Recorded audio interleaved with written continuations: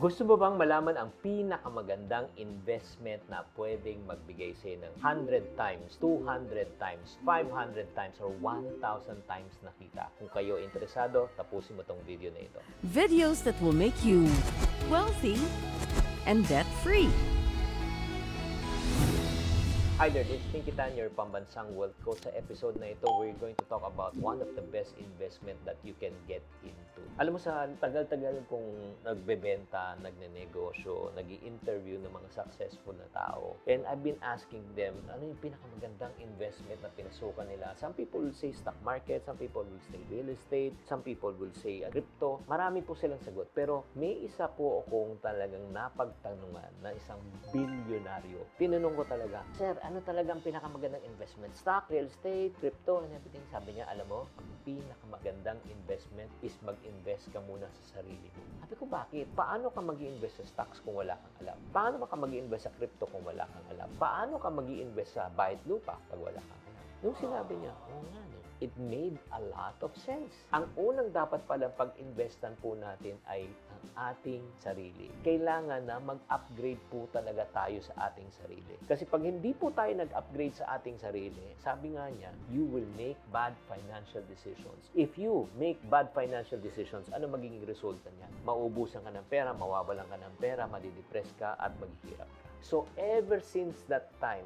I've learned and inculcated in myself, ang key pala ng pagyaman is learning how to invest in yourself. So, kung ready ka na, nag-agree ka sa ganitong concept, no, na matuto ka muna mag-invest sa sarili bago ka talaga mag-invest sa mga tinatawag natin mga other form of investment, type agree sa comment section. So, kung nag-agree ka na, nakasulat na, ito na po, paano po tayo mag-invest sa ating sarili? Number 1, aralin mo ang kasanayan at kagalingan mo sa iyong industriya. So, mag-research ka what industry you belong to right now. At ang kailangan mo, pag-aralan mo yung industriya na yan. Lalo mo pang palawakin. Kung nasa sales ka, pag-aralan mo yung sales. Pag ikaw ay nasa beauty and wellness, pag-aralan mo yung beauty and wellness. Kung ikaw ay nasa technology, sa social media, pag-aralan mo yan. Kaya paano mo pag-aralan yan? Mag-enroll ka sa mga courses para matuto ka. Or if not naman, maghanap ka ng mga mentor and expert in your field para turuan ka. Ang importante is dapat matuto ka. Diba? That's the first step. And then the second step, pag ikaw ay natuto na, ay kailangan, anong gawin mo? I-apply mo na. It's not how much you know, it's how much you apply. Kahit ang dami mong alam, pero pag wala kang ginagawa, ito ay lalabas lang pag ikaw ay nagkakaroon ng tinatawag na execution at magkakaroon ka ng tinatawag na experience. Kaya nga, execution experience. Huwag lang sana ma-stuck na alam ko. May kakilala kayong mga tao maraming alam pero walang ginagawa. Alam ko na yan, pero walang resulta. Kaya very important po, ito yung key. The key is learning by doing. Let me repeat, learning by doing. You will only know if you know how to swim kung tumalong ka sa swimming pool. You will only know if marunong ka mag-drive kung pumasok ka sa sasakyan at nag-start ka ng car and you try to drive. Agree? Kaya nga it's very important. It's not about information nowadays. It's all about application.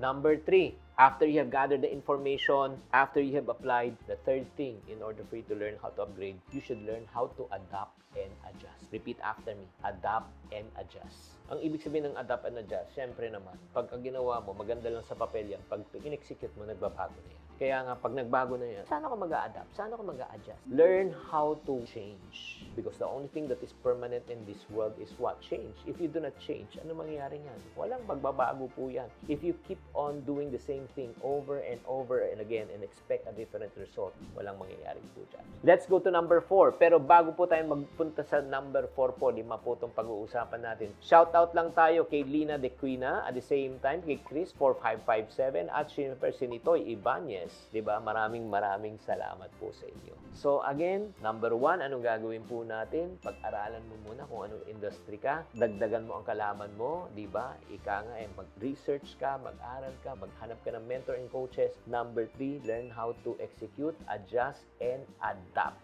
And then number 4 na po natin. palakasin mo ang iyong disiplina at focus. Dapat po meron tayong consistency. Dapat disiplinado po tayo. There are days when you wake up, you don't feel like going to work. You don't like talking to people. As a matter of fact, for me, this is the day. May jet lag pa ako, pero gumagawa pa rin ako ng video. Kasi meron akong goals na gusto ko talagang tamaan. It's not how hard you start, it's how hard you finish. Diba? Gawin po natin lahat ng mga bagay po natin kahit di natin feel, gawin pa rin natin, huwag natin sayangin ang ating oras. Does it make sense? And then once nakafocus ka na, may disiplina ka na, ano yung dapat mong gawin? Pagyamanin mo ang iyong network. Alam mo, ultimately, ito yung natutunan ko sa buhay para mas mabilis na mapalago ang iyong sarili. On your own, you are limited. On your own, you don't know everything. On your own, you cannot accomplish everything. But, if you network with the right people, nakipag-collaborate ka, nakipag-coordinate ka, nakipagtulungan ka sa ibang tao,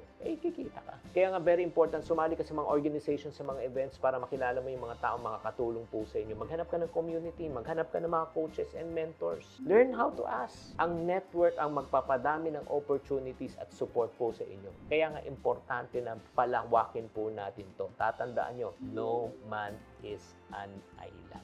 So my challenge to you right now, as you listen to me right now, kung gusto mo talagang lumago, gusto mo maging successful, ginagawa mo na itong 5 mabisang pamamaraan. Ulitin ko, una, anong unang gagawin mo? Pag-aralan mo kung saan kang industry. Pagkatapos niyan, anong gagawin mo? I-execute mo at maging expertise mo yan. Number 3, adjust and adapt. Number 4, disiplina at focus. Number 5, galingan mo. Mag-network ka. Network with the right people. Sa palagay nyo, pag in-execute nyo itong 5 na ito, gaganda ba ang buhay nyo? Mag-upgrade ba kayo? Mag-i-improve ba kayo? Pag ang sagot nyo ay oo, congratulations. That is my desire for you. If you want me to help you, to coach you, to guide you, and network with us, with our TYL community, kung yan ang ninanais mo para matulungan namin kayo sa financial journey, okay, para sa mga taong interesado na ako ang mag-coach and mag-guide po sa inyo, type coach. Type coach in the comment section right now. And this is what I'm going to do. I'm going to send you